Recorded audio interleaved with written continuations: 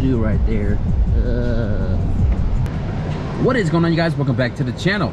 Thank you guys for tuning in from the previous video where I teased you guys that we were on our way to the dyno. The drive was short.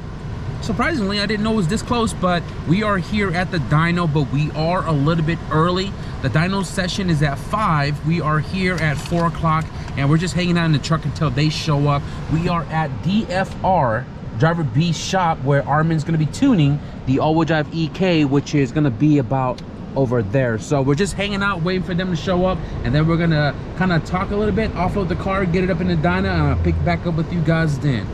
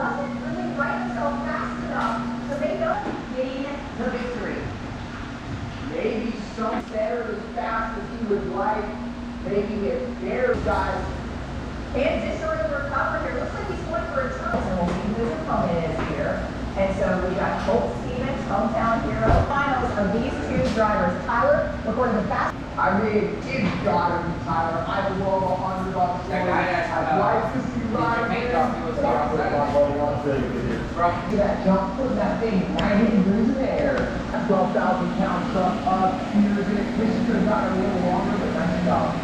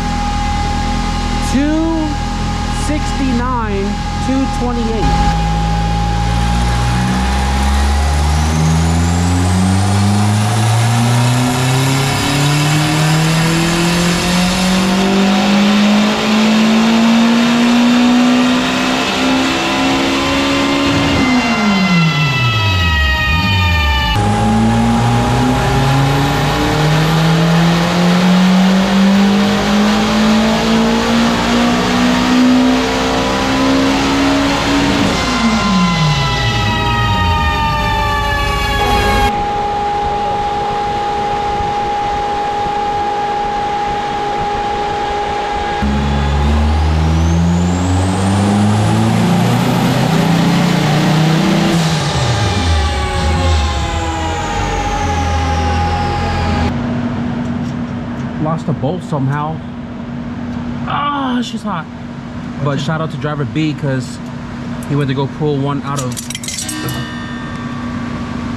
He went to go pull a Speed Factory unit out of his car, so now we're putting that center bolt on right there. This thing is stupid hot.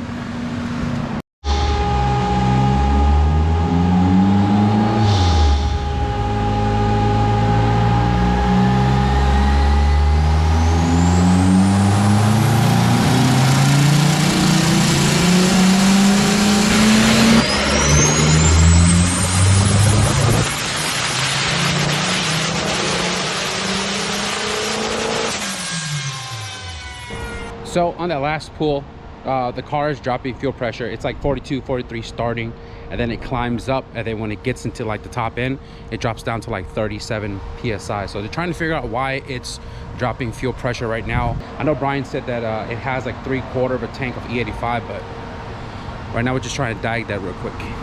Also, I'm not talking too much inside the dyno because that one fan sounds like a straight up jet. It is super duper loud, and I can't really even hear myself inside there, to be honest with you guys.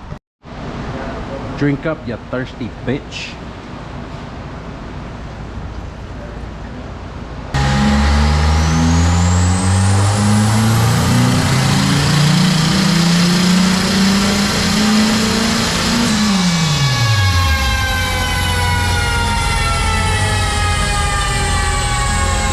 The fuel's still running away with the car. It's not where it needs to be, especially for 10 pounds, as Armin said. And we decided to take the pump apart because something about the 525 is not feeding. Wait, what the heck just fell over here? Oh, no, I got it right here. It's the screw right here. He was saying that the main pump, even though this is the broken AEM, the main pump is what feeds the engine to the car, and this is just not keeping up with the boost. So we ended up just taking the entire fuel tank apart, and inside the surge tank, I don't know if you guys can see all that orange stuff and all that metallic. That metallic, all that stuff is coming from something from somewhere, and that's a clear indication that something is either going bad or what. We don't know what it is. This is the guy that feeds the surge. The 525 is what feeds the engine. So I mean, the good thing is Brian did bring an extra pump that we picked up from the Skunk 2 sale, and we have no other choice. As of right now, we're just gonna run the grams. Not my preferred choice, but will work. And as long as the fuel doesn't run away, then we're just gonna rock it for right now. So right now we gotta figure out the whole wiring system and everything, and then we're gonna get this entire thing back into the car.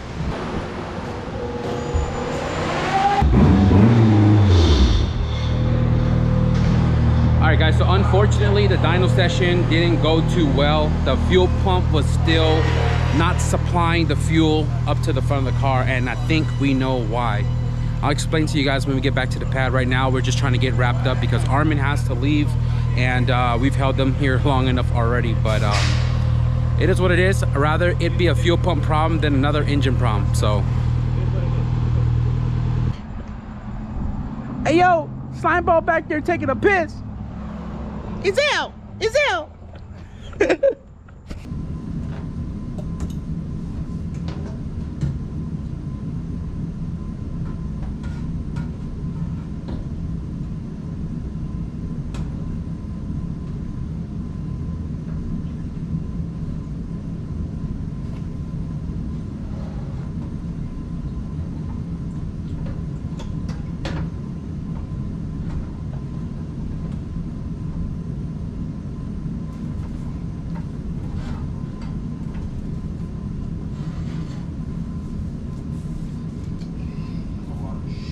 If you guys didn't watch any of the vlogs from March when I was here last, this is the AEM pump that Tazzy had bought for his wagon, and I accidentally broke it right here on the top. So he ended up buying a Walbro 450 to put into the wagon, and this ended up being a spare. And me being me, I'm a hoarder. I like to kind of save money and stuff. I ended up plastic welding this top hat back on to the body, and then I used water weld by JB Weld to kind of glob up on top of it as an extra, I guess, seal. But if you look, it's all cracked right here. And then, oh look, it literally just fell apart. Look, right here in my hand, it just fell apart. It fell apart, and then you can see this whole entire side right here completely open.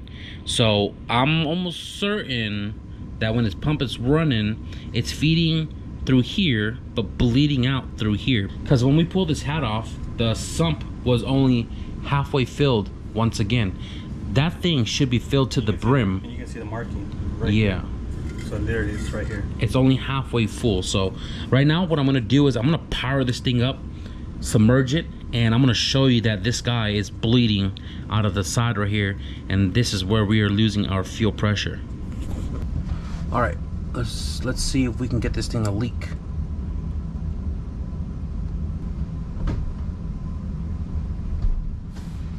That's weird. Oh, there it is. Oh yeah, look. Go ahead.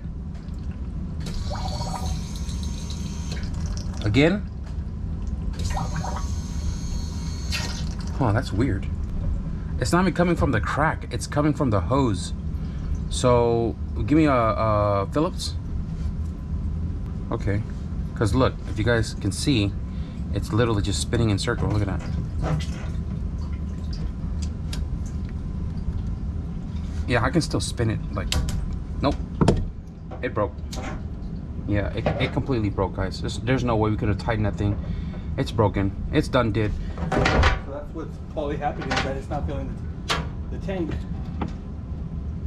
Because it's just bleeding. It's bleeding through. Yeah. All right, guys. So look at that right there. Broken. Done. This pump trash. All right. So we're just gonna take the filter off, and I guess we're gonna figure out a solution right now.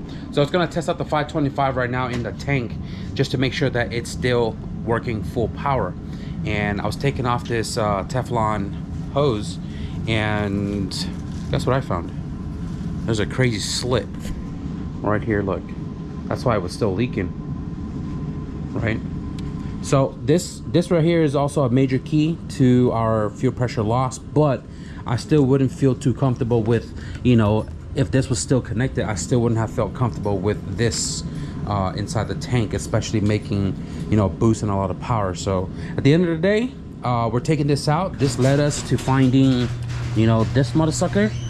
So, you know, I guess it's a good thing that we killed the dyno, because, you know, if we lost fuel pressure up top, that would have been a major catastrophic failure. So definitely gonna replace this as well too.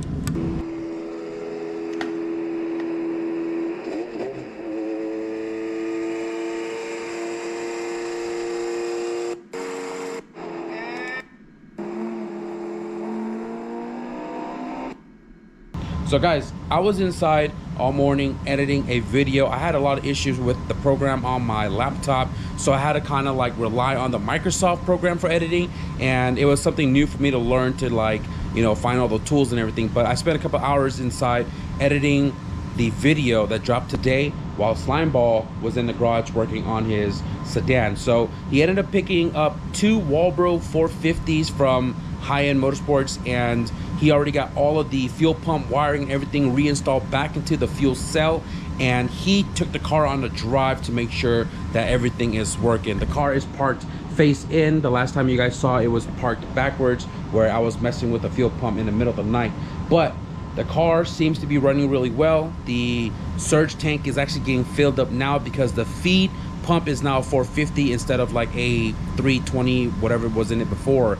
And we're actually fixing to go to the dyno here in just a moment. We're waiting for Jose to pull up with the trailer, and the dyno session is in about an hour and a half. It's about 35-minute drive from here, and hopefully the car goes well on the dyno today. From the previous session yesterday, the car did really well until the fuel started to run away. So hopefully with the dual 450s, it holds fuel pressure and this car finally gets fully tuned.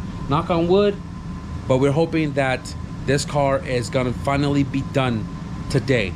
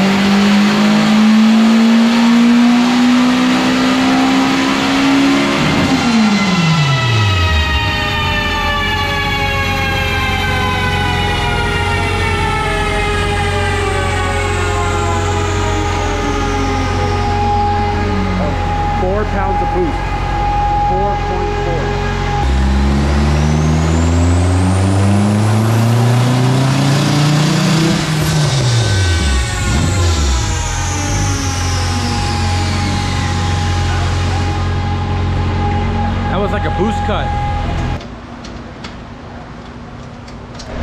The fuel pressure ran away again.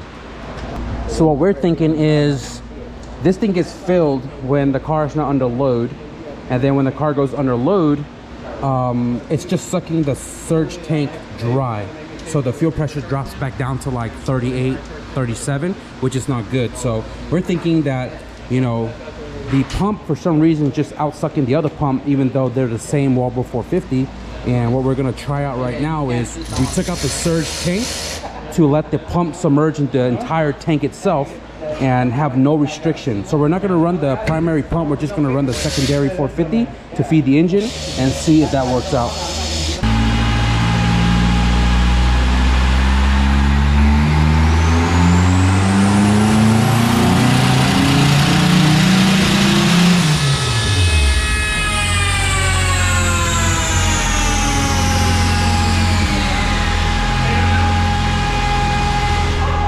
Fuel pressure is finally holding.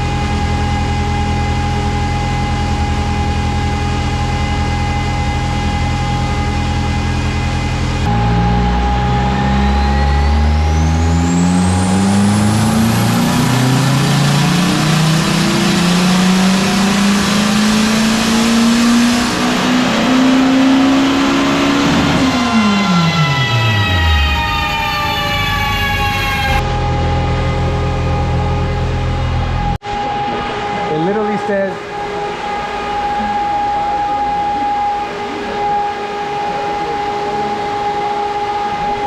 it says heat advisory, and that shit's at 199 up there.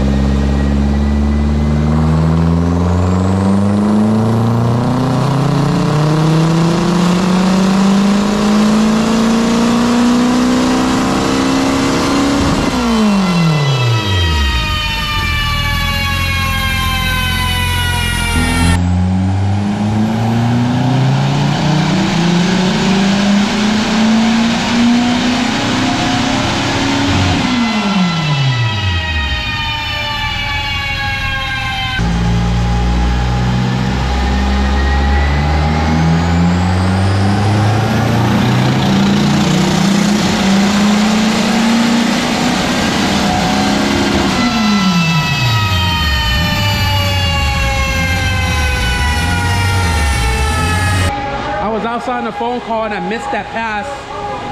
I don't know what he changed differently, but it made it grip more, I'll tell you that.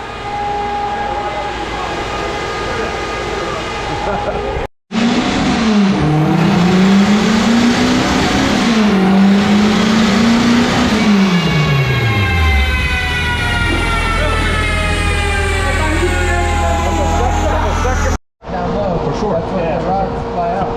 So where the peak torque is, I actually kept the boost lower there. You can see what I'm doing is I'm using the boost control to manipulate the boost pressure. So around peak torque, I'm targeting about 16 pounds of boost. And as the RPM goes up to help keep the boost pressure up, I increase the duty cycle until I max out the boost cycle. Okay. So pretty much at right before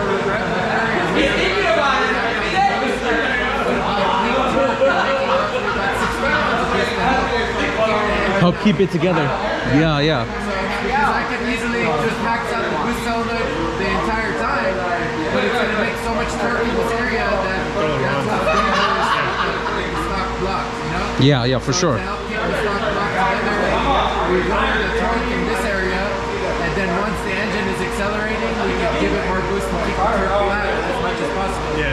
But pretty much the fact that we're already at the limits of the boost controller is telling you that that turbo is just out of steam, and that's only to produce about 20-21 pounds of boost. I think that's plenty. Yeah, I think that's plenty. On a cool night, they'll probably make like 23 pounds, you know? But, Yeah. But it's, I mean, it's durable for 60. It's gonna feel good because the turn is all the way across. Yeah. What's the injector duty cycle? You can see here towards the very top end, we're only at 56%. Wow. We Wow. have plenty of fuel injector as long as the fuel comes to provide fuel. For sure, for sure. 57% duty cycle, bro. That's awesome. I don't know, guys. I don't know if he's ready for it, bro. I don't know. You forgot the drive shaft. He forgot the drive shaft, bro. He did that on purpose, man, Brian. You did that on purpose. I asked him right before we left. I said, "You gonna bring the drive shaft?" No. That's what he said. I swear, I put it on my daddy, bro. Hey, but you know what? 460 front wheel drive. 460. 460 front wheel drive. Let's see what it do. All right, so outside of the shop here is a nice little strip. What do you think? This is like maybe a little 8th mile? Yeah, for him to let off. Yeah, to let off because it's like a T intersection at the end, but. Yeah, don't be nervous. Hey, I don't have the in-car camera tonight, so you good. You better not let off. You better write that shit.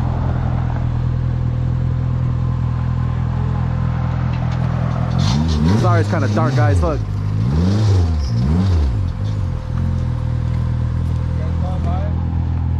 Back it up.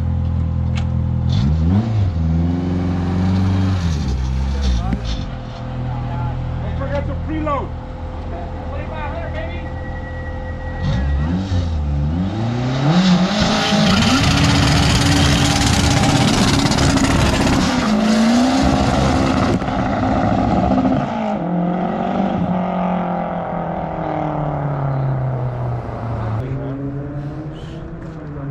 Hey, he got head up though. He got head up front wheel drive.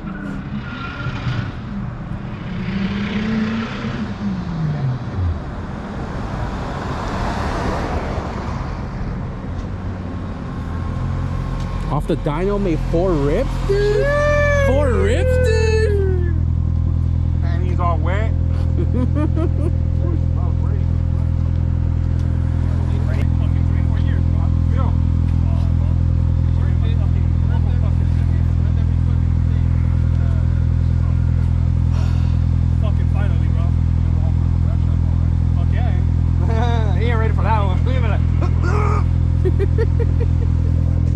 So guys, I am driving the Tundra right now, and we convinced Brian to drive his car 30 miles home because this is like a testament to make sure his car can drive on the freeway and everything's Gucci potatoes. I don't know if you guys can see all that shiny stuff under the car. Golly, the S1 all-wheel drive diff mount kit is shiny.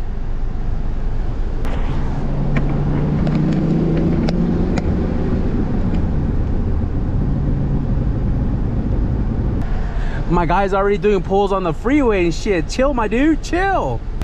What's super funny is that if I can drive close enough to Brian, I can pick up his Bluetooth. That is so funny, dude.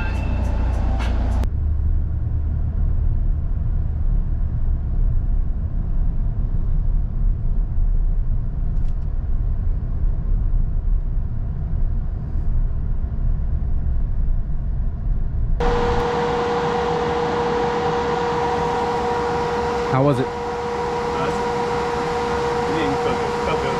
You ain't gotta say nothing, bro. Look at that smile on his face. 4 years, bro. 4 years.